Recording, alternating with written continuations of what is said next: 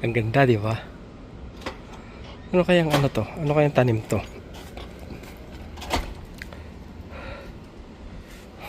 Ano pala? Lavender, no? Pero ang ganda na itong ano na to. Pang mayaman yung halaman na yan eh. Di ba? Nakakaano nga lang, nakakapanghinayang kasi mamamatay na rin sila eh. Kasi magpo-fall na eh.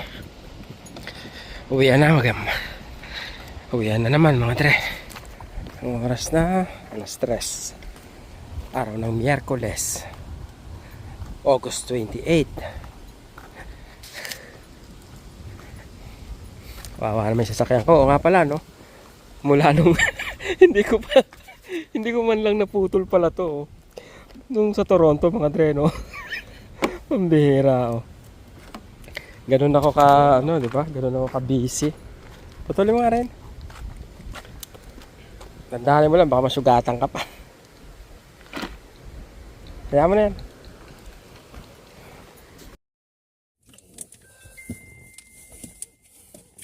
So, uwi na tayo mga dre, no? Oo nga pala, meron akong ano, may rosary kami, no? Galing ano raw to eh.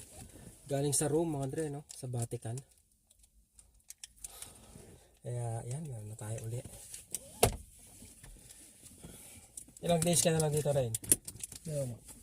2 days na lang. 2 days na nga siya mga dre, no? Kasi tapos na yung summer.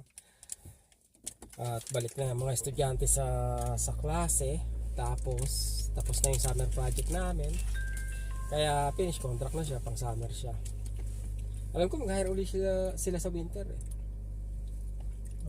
Sabi ko mag-hire siya kasama ng Jimmy. Hirap yung ginagawa ni Jimmy ha. Mag-hire? Hirap. Oo, sinabi ako. Sa lunch? Pinag-uusapan namin yun. Ang hirap nun ha.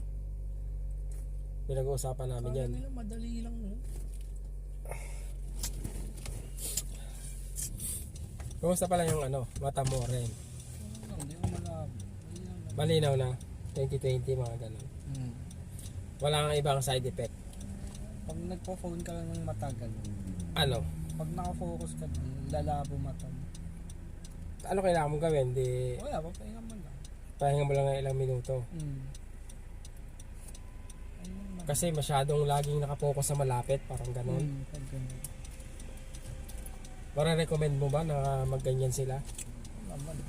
Malaking bagay eh. Malaking ano ba? Malaking improvement. Malaking improvement pag ano. Parang nabago yung buhay mo bigla, ganun. Kaysa magsalamin ka lagi. Kasi pag nagsasalamin ka, anong ano? Wala lang, parang same lang naman. Kaya lang mas okay lang to kasi nga hindi ka nabibili. Tsaka wala ka nang iniintindi. Oo, hindi mo na mawawala. Oo. Sulit yung binayad mo. Kaya binayad mo?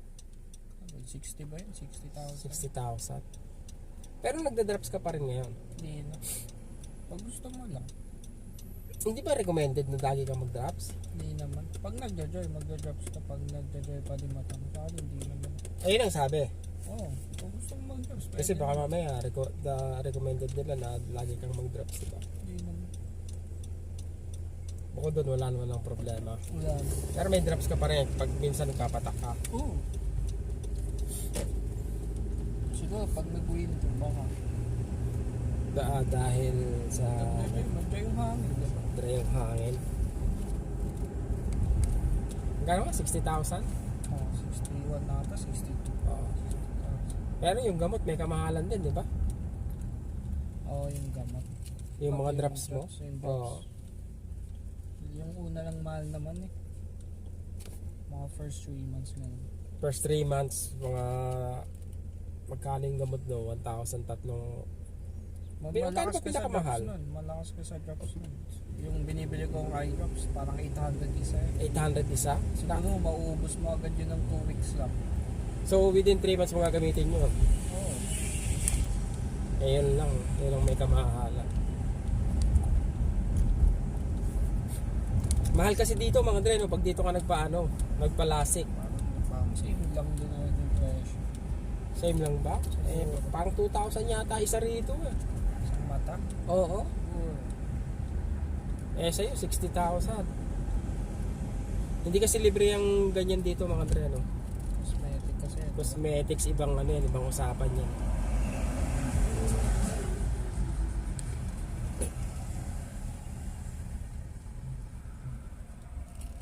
LASIK din naman yung tawag sa'yo, di ba?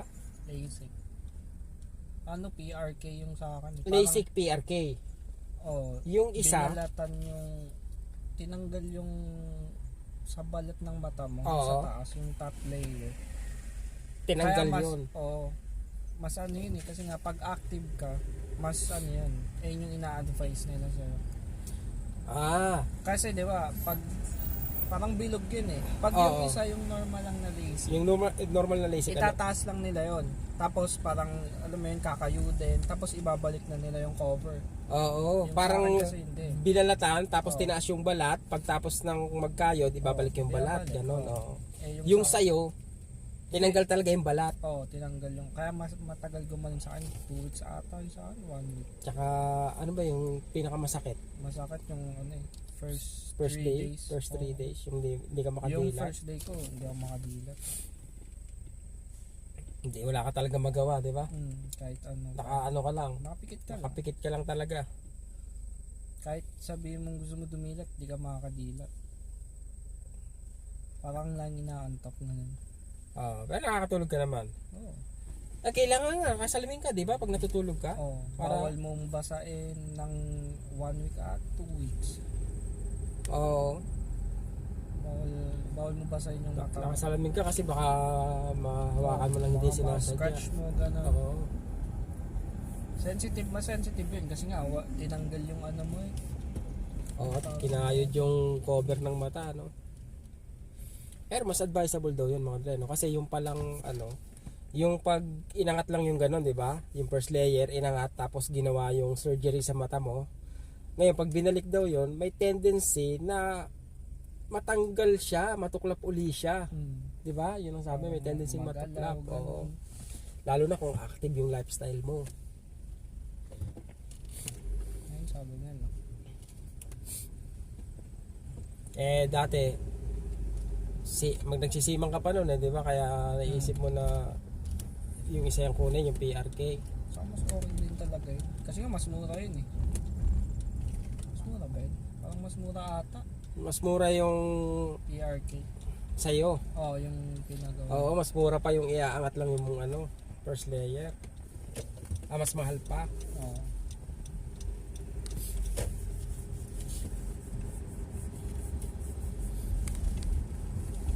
Pero dati kinakabahan ako noon nung papaganong ka. Kasi nga yung mga nababasa ko na tsaka napapanood ko yung iba nagdo-double vision. Tapos laging sobrang dry, masakit yung mata. Sa una lang daw. Hindi sa kanila ganun talaga, kahit magaling na, Tao ng migraine na. ganun, ganun pa rin. Tapos merong sa kanya, yung iba nag-worse pa, na parang sabog yung yung mga ilaw sa paningin niya. Ang pinaka-worst na napanood ko doon, yung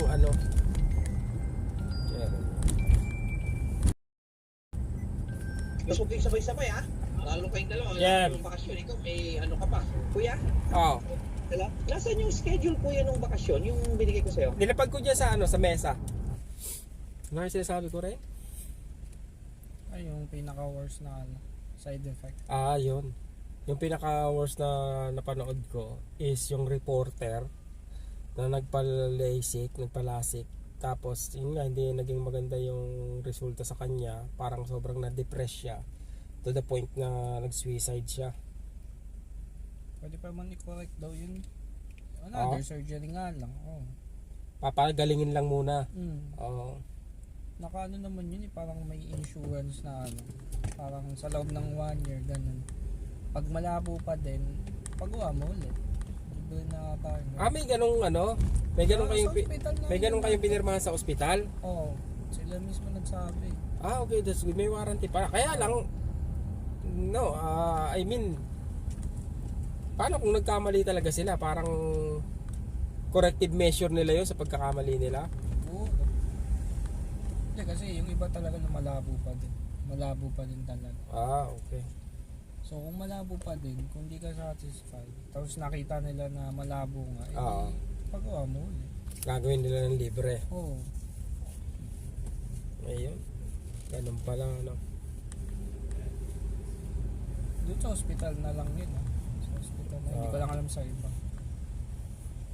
Mas mura ba sa St. Luke's? Ay, sa ano? Sa hospital na pinuntahan mo? Mahal sa St. Luke's o sa Mas mura doon sa Medical City? Oo, ayun daw yung unang nagkaroon ng LASIK sa Pilipinas. Ah, okay. Sasaglit lang naman yun, wala pang 10 minutes. Segundo lang. Yung Ah, laser minutes saglit lang. Wala pa siguro, mga 30 seconds lang yun kad dalawang mata na. Ang bilis, no? Hindi na naman masakit. Ano eh, parang nakaganon, inanuhan yung Oo, mata mo na hindi lagi. oo, Nakadilat. nakabuka. Tapos parang, una yung bibigyan mo na yung pampamanhid, eye drops din yan eh. Oo. Yan yung mamamanhid na. Pero mararamdaman mo pa din yung laser. Mararamdaman mo sinusunog. Oo, hindi lang masakit, no? Oo. Hindi, mararamdaman mo lang siya. Pero hindi siya masakit. Pero pag nawala na yun, Masakit na. oo. Pauwi tayo nun, okay ka pa eh, di ba? Oo, pero nung ano na, wala. Nung habang nawawala na yung ano, yung Parang naiiyak ka pampamanhid. na ganun. Hindi ka na nga makadilat. Ayun, 3 araw na ano, sakripisyo. Sulit naman eh. Pag sinabing okay, uulitin mo, let's say 10 years, kailangan mo uli magpaganyan, papaano ka uli? Okay lang, oo. Pero pag 40 years old ka na, talagang sabi nila, automatic yun, talagang lalabo na yung mata mo. Pag 40 years old. Oo, hindi maiiwasan yun. Pero yung, let's say, ikaw, bata ka pang nagpaganyan eh, di ba? So, ibig sabihin, kahit 10 years, baka kasi after 10 years, biglang lumabo yung mata mo. Siguro hindi yung sobrang labo, parang mababa muna. Pakunti-kunti, Oo, parang yung normal. pakunti-kunti. Oo. Ah, okay. Hindi yung biglang labo, Oo. unti-unti lang siguro. Parang yung normal vision. Oo. Siguro, by that time, hindi mo na kailangan magsalamin na ano. Sabi sa kanila, 5 years, medyo lumalabo na. Merong 10 years, gano'n. Ah, ganun. Depende sa tao. Bagay, depende sa ano mo, ano. Oo, may iba nga, sabi 2 years lang, 1 year lang, parang lumalabo na. Mag 1 month na sa'yo, di ba? October? Magawa niya. Ah, mag 1 year pala. Oo. Pero okay pa naman, malinaw naman. Pero malaking ano talaga, di ba? Malaking bagay. Sabi nila, 2020. Tingin ko naman, 2020 naman. Nakakatakot lang talaga. Hmm. Kasi matayan, di ba? Pag nagkamali sila, Yan. di... Kaya talagang dapat aralin yung maigi, no? Kung kaninong doktor kayo, mas maganda syempre yung may experience na talaga. Oh. Meron doon parang clinic lang siya eh. Hindi mo masabing clinic, pero ang kakausapin mo mismo yung parang yung receptionist, tapos mag-o-offer siya ng promo. Hindi yung doktor yung kakausapin mo. Ganon. Parang Hindi papaliwanag sa'yo yung Oo, kung ano-ano mong sasabihin. bagay. kakausapin ka muna nung parang nagbebenta ng promo na yun, hindi yung doktor agad. Ah, Tapos like for example, may appointment ka ng araw na yon. oh. I-check yung mata mo, tapos pwede ka na agad mag-LASIK ng araw na yon. Eh sa akin kasi, isang araw ako chinik yung mata ko eh. Ang dami nilang ginawang test eh. Oo. Parang Parang yung check-up nila, saglit lang. Tapos malalaman agad nila, di ba? Parang, hindi man lang hindi man lang binigyan ng window na mahaba-haba para dun sa mga So, hindi- test na ginawa nila. parang hindi ka sure dun. Kasi nga, mata yun eh. Oo. Pag nagkamali sila, wala na, di ba? Sira ang buhay mo pag nagkamali sila, di ba? Eh yung dun sa hospital, isang araw yung ginawang test nila sa akin, sinusure talaga nila kung ganito ba yung nakikita ko, Kung tama, Oo, di ba? Kung tama yung tama. sukat nila. Oo. Saka lang nila ako pinaschedule kung kailan ko gusto. Kaya kung may bala kayo magpaganyan, talaga siguraduhin nyo mga ano. Kasi, ano yan, kumbaga life changing yung decision na yan. Kita ko pa nga yung plaza na yun. No? Kita mo na ngayon. Oo. Ako wala na, ano na, hindi Hindi na na sharp. malabo kasi nga malayo eh. Pero kita ko pa siya. Wala, hindi ko na ma-figure out yung ano. Hindi ko alam mga dre, no, yung Plaza Coordinate kung maisusum ko. Maano na sa akin, hindi ko na mabasa yun.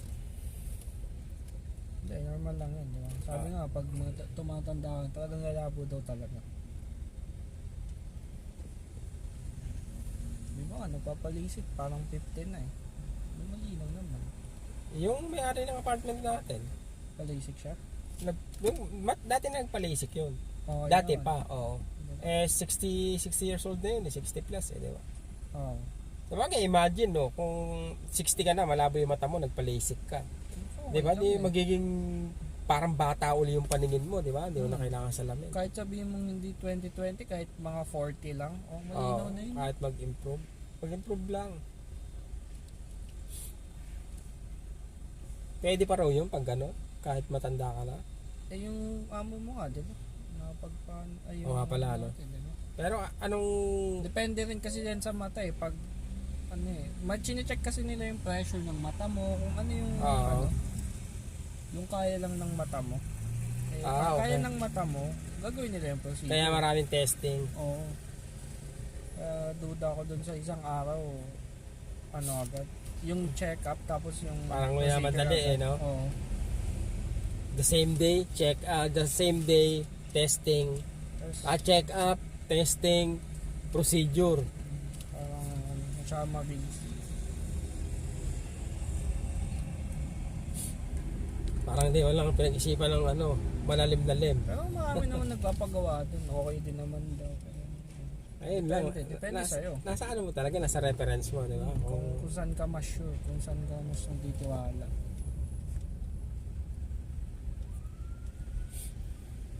Sabagay, marami namang ano eh. Ay, marami na hospital. Marami naman, tsaka marami namang ano, successful ba? Oo. Ang naano lang ako mga Andre, no, isa pa dun sa yung kumbaga yung doktor na tumulong para malegalize yan o para maging ano mangyari yung ganyan. Maging legal nga yata sa mga ospital. Kumbaga ngayon tumututol na siya. Parang gusto niya nang ipatigil yan. Yung huwag nang ituloy. Parang gano'n. Bakit? Ano no, parang kaya, di ba? Eh, siya yung isa sa mga pioneer sa ano eh.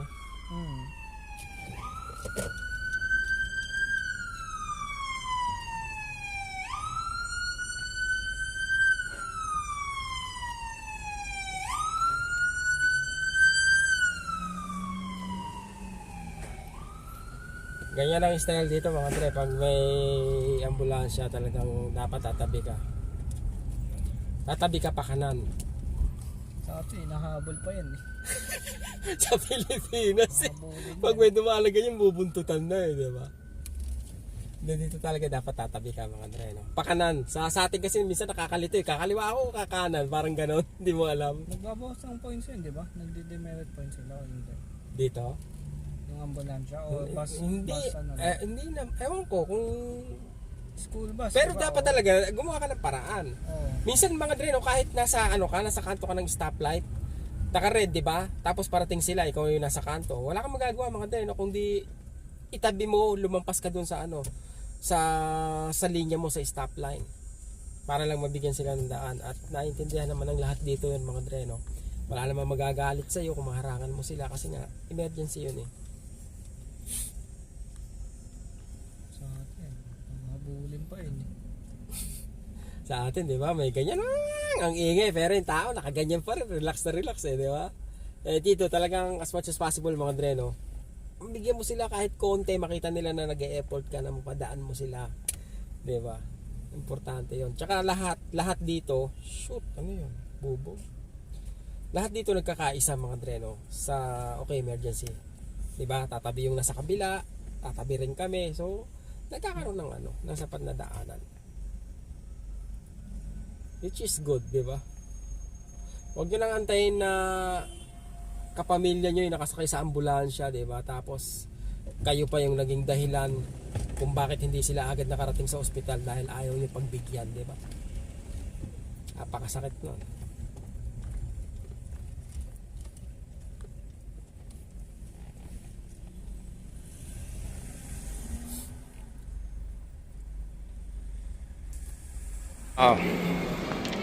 Dahil special day ngayon mga Dre, bumili ako dalawang ano, no? Isang 649, isang Lotto Max. Kasi ang laki. Ilang milyon? 55 million yung Lotto Max, tsaka 50 million yung 649. 6:49 yung bola ngayon eh. Miyerkules.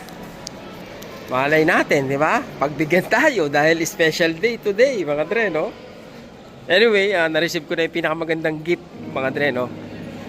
Para sa taon na to. At yun ay yung citizenship namin. Hindi lang ako, mga dre, no? Pati si Rain, citizen na rin. Kumuha na siya ng passport. Kumuha na rin ako ng passport. Kaya, oo nga, magbe-birthday rin siya, no? Ay pala pinakamagandang birthday, pa-birthday sa atin dalawa, di ba? Yung citizenship natin. Kaya, malay natin, di ba? Masundan. Kaya, tingnan natin, mga dre, no?